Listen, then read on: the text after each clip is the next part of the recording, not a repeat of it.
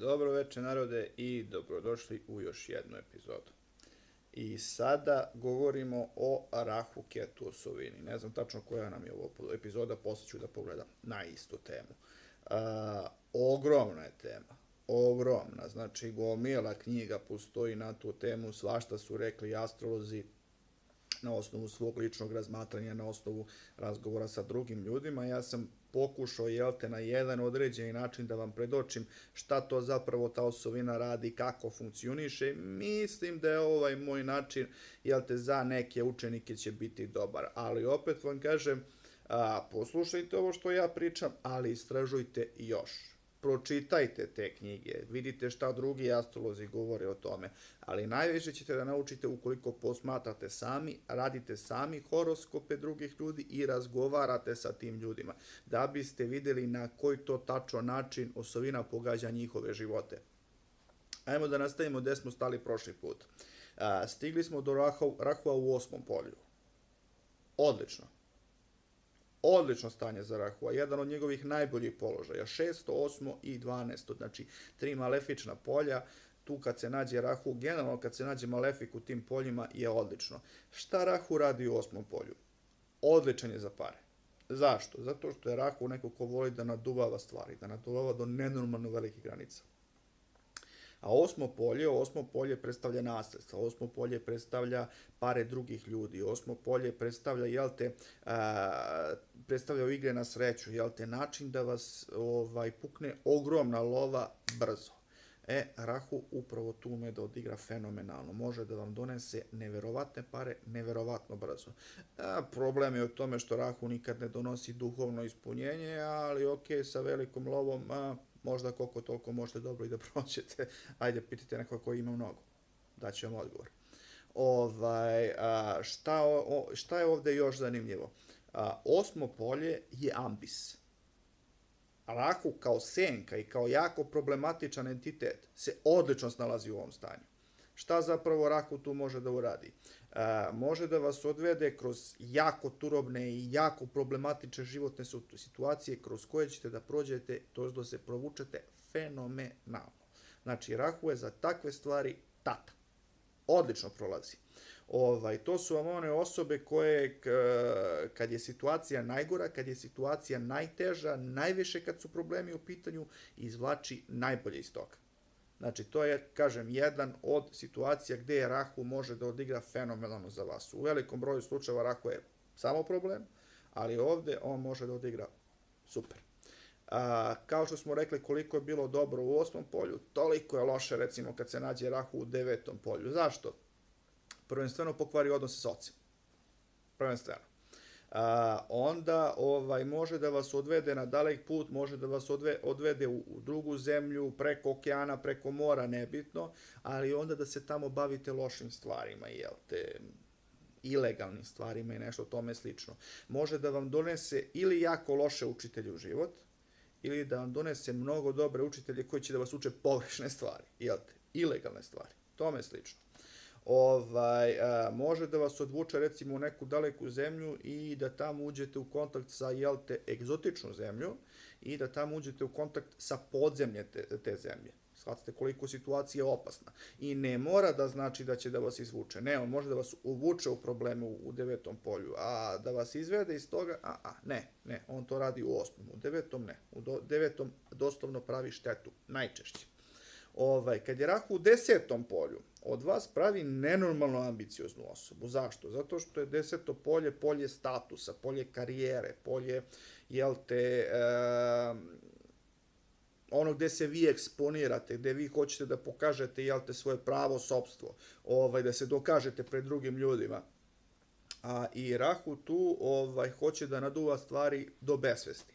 Znači, nikad nećete biti dovoljno ambiciozni, nikad vam neće biti dosta, uvek ćete težiti više, uvek ćete težiti bolje. Sad, u dobrim situacijama Rahu ovde može od vas da napravi radoholika. Nekoga ko će maksimalno da se trudi, maksimalno da radi, maksimalno da se posveti poslu, ali često je neko ko će vrlo lako da hvata krivine. To jest da traži kraći put, To nije osoba koja će, da pazi da ne uđe u probleme sa kolegama i to. Ne, ovakve osobe umeju da gaze preko leševa. Opet kažem, pogledajte situaciju sa drugim planetama, vidite gde su one, vidite kojom visinom vibrira ličnost, pa ćete tek onda moći donesete malo bolje, malo bolje procene šta tu taj Rahu tačno radi. Ali generalno u 10. polju je dobar za pare. Da. A Rahu u 11. polju je također dobar za pare. Ali, tu Rahu može od vašeg starijeg brata ili sestre napravi bitangu. Može da vam dovede jako loše prijatelje u život. Ali može, isto tako da preko tih prijatelja steknete jako dobre, jako dobru finansijsku nadoknadu, zato što ćete, imati te loše drugare, može da se desi, da preko tih drugara, dođete do jako lepe love. Naravno, opet kažem, kad Rahu donese pare, to nikad nije, ne nosi sobom ono duhovno ispunjenje, obično nosi neku kvačku pored. Da. A Rahu u 12. polju, cool, kao što sam rekao, malefik u lošim poljima, 6., 8. i 12. radi dobro. Rahu, šta radi Rahu u 12. polju? 12. polje poput 8. je polje misterije, skrivenih stvari, tajni. Rahu se u tom slučaju trudi ne da razotkrije tajne, već da ih zna. Pa tako u nekim situacijama može od vas da napravi nekoga ko će se baviti teorijama zavere, može da od vas napravi čoveka koji će, da istražuje skrivene stvari koje neko drugi ne zna, da i u 8. i u 12. polju Rahu od vas može da napravi maga ili nekoga ko je zainteresovan za pitanja okultnog.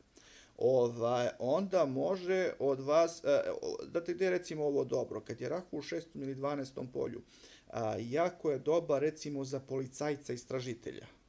Razumete, a to je onda neko ko može da zakopa i da potraži tajne u rečima, tajne u knjigama, tajne u reakcijama ljudi kako bi prokljuvio šta se tu tačno događa, ali recimo sunce je više neko ko hoće, da tajne iznese na videlo, a Rahu je više neko ko želi da ih zna da bi ih iskoristio.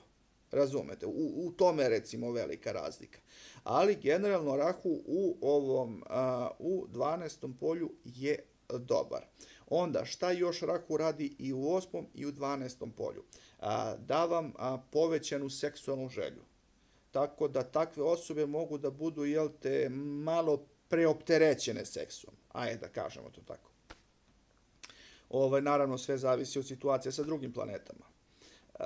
Trenutno smo na 8. minutu i razmišljam da li ipak ću da vam ispričam dalje. Ajde da u ovoj epizodi kažemo još nešto. Do sad smo pričali mahom o tome šta Rahu tačno radi. Ali da biste bolje razumeli Rahua, morate da se gledate i tačno i ponašanje Ketua. Ketu je uvek u suprotnom polju od Rahua, znači oni su uvek 180 stepeni jedan od drugog. I sad, tek kad sagledate kako se ponašaju i jedan i drugi, na koja polja tačno deluju i koje planete deluju na njih, možete da stvorite mnogo jasniju sliku o tome kako se ponaša osovina. Ajde da ispričamo malo više o Ketu. Ketu, ili ti južni mesečev čvor, ili ti zmajev rep, kad se nađe u prvom polju vašeg horoskopa, kaže se da su takve osobe rođene glupe. Međutim, to ne mora da bude pravilo. Može da vam malo, prituli inteligenciju, ali šta ovde Ketu zapravo radi? Čini vas nezainteresovanim za, norme ponašanja i generalno ustaljena pravila ponašanja koje važu u vašem okruženju. Pa s te strane vi možda budete nezainteresovani za nešto što je, za čim je opšta pomama svuda oko vas. I onda vi niste glupi, ali to o čemu, svi ljudi oko vas pričaju, globe, raspravljaju, to vas jednostavno ne zanima. I onda vi jednostavno možete da stvorite taj utisak gluposti, jer čim ne govorite o nečemu o čemu svi govore, o nečemu što sve ljude oko vas zanima, niste im interesantni. Da, Ketu može da proizvede tako nešto. Kad je Ketu u drugom polju, ili je loš za porodicu, generalno, ili je to porodica ljudi koji nije nešto koji nisu preterano nešto zainteresovani za vaš boljitak, ili dovodi vas u situaciju da vam je jako teško da skupite pare na gomilu. Razumete? Znači, vi možda zaradite dobro, ali nekako se to uvek raširi, kako se zove, i ode van vašeg vidokruga. Tako da, ako hoćete da zaradite, da, ali nađite barem kao partnera nekoga ko ume da prištedi, jer vi teško da umete da štedite ukoliko imate ketu u drugom polju. Kad je ketu u trećem polju, to je zanimljivo. Zašto? Zato što je, ako se sećate da sam vam pričao, ketu je planeta koja je zadužena da preseče naša sećanja iz prošlih inkarnacija. I sad, pošto treće polje predstavlja ruke, a ketu radi, jel te šta radi? Ketu u toj situaciji može da se desi da malo oslabi, jel te, tu blokadu vaših sećanja iz prošlih života i neke veštine koje ste vi imali sa rukama, koje ste sticali sa rukama u radu u prošlim inkarnacijama, da vam, jel te, deo toga ili dosta toga da u ovoj inkarnaciji. Razumete? Pa tako vi postanete, slično kao što radi Rahu u trećem polju, isto tako i ketu može slično da izazove, postanete nenormalno vešti u nekim veštinama, jel te, puno veštiji nego što je to iole normalno, niko ne može da shvati kako vi to možda izvedete, šta vi to tačno radite, ali vi zapravo sa sobom donosite iskustva više inkarnacija, jedne ili više inkarnacija u bavljenju tim poslom i onda automatski da ste vi fenomenalni u tom poslu. Sad, za razliku od Rahua, ketu ovde može da dovede do još nečega. To je sad mitska priča, ja nisam imao situacije da vidim tako nešto, ali ljudi sa ketom u trećem polju mogu da postanu, recimo, bioenergetičari. Razumete? Zato što treće polje, ruke i energija iz prošlih inkarnacija i generalno kad je u pitanju duhovna energija, tu ketu igra moćnu ulogu, može da vam da sposobnost da lečite rukama. Vjerovatno ste čuli za reiki ili ti, recimo, ljude koji mogu da leče dodirom i tome slično. Da, ketu u trećem polju može da proizvede tako nešto. Ketu u četvrtom polju, slično kao ketu u drugom polju, mnogo vam je teško, recimo, da zgomilate pare. Ili vam, recimo, odu pare, razumete, na neke druge stvari, ne stignete da kupite ništa za u kuću, ne stignete da potrošite da biste, jel te, ugodili sebi u formi da kupite auto i da kupite lep tepih ili lep TV, nekako vam se sve to ode sa strane. Tako da je preporučljivo ko ima ketu u četvrtom polju da nađe partnera koji ume da raspolaže sa novcem. Razumete? Ketu u petom polju nije dobar za potomstvo ili donese, recimo, isključivo mušku decu, znači ljudi sa ketom u petom polju, obično ukoliko su u zrelim godinama, ne u zrelim godinama, u mlađim godinama i ostavljaju potomstvo, najverovatnije će biti muško dete, jer recimo oni su predodređeni za mušku decu. Ili, kažem, kako godine prolaze, ketu može da napravi problem po pitanju ostavljanja potomstva. Onda, ketu u šestom polju. Ketu u šestom polju, znači ona je slična situacija kao sa Rahuom, a sad kao što znate, Rahu je u 12. polju gde povećava vašu želju, jel te, da istražite tajne, a ketu u šestom polju čini da neprijatelji ne bivaju zainteresovani za vas. Recimo, takvi ljudi ne da nemaju neprijatelje, nego neprijatelji koji dolaze u život, koji bi se možda suprotstavili njima po nekom pitanju, jednostavno vrlo brzo bivaju okrenuti u suprotnom pravcu, jer takva energija ketua čini te ljude nezainteresovani. Razumete? U nekim situacijama ume to da bude ekstremno dobro. Kad je ketu u sedmom polju, loše za partnera. Zašto loše za partnera? Ili može od vas da napravi udovca, ili može da učini da suprotan pol ili isti pol ne bude zainteresovan za vas. Ili može da dovede do situacije da vi niste zainteresovani za ostavljanje potomstva, za vezu, za brak. Generalno, kad se nađe u sedmom polju ketu, Nije to dobro. Nije dobro ni za druženje, razumete? Jer sedmo polje ne predstavlja samo jel te supružnika, predstavlja generalno ljude sa kojima vi ulazite u kontakt. Tako da Ketu u sedmom polju i tu loše igra na tu kartu. Šta je još interesantno, nešto mi je bilo na pameti sad baš vezano za Ketu u sedmom polju, možda se setim kasnije, nije bitno, nastavit ćemo. Ketu u osmom polju. Neobična situacija. Baš neobična situacija. Osmo polje koje predstavlja ambis. Ali, kad se Ketu nađe u osmom polju, to su ljudi koji su u stanju da prođu kroz jako turobne životne situacije, ali ili da se prave da ne razumeju šta se tačno događa oko njih, ili da stvarno ne razumeju šta se tačno događa oko njih. Ovde može da se dogodi da prođete kroz izuzetno opasne životne okolnosti ili kroz rat ili kroz neko jako nezgodno okruženje, neku opaku situaciju i da nikad ne shvatite u koliko ste opasnosti zapravo bili.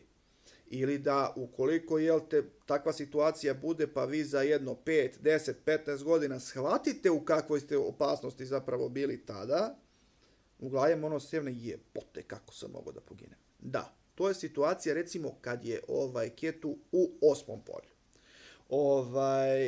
Šta je ovde još zanimljivo?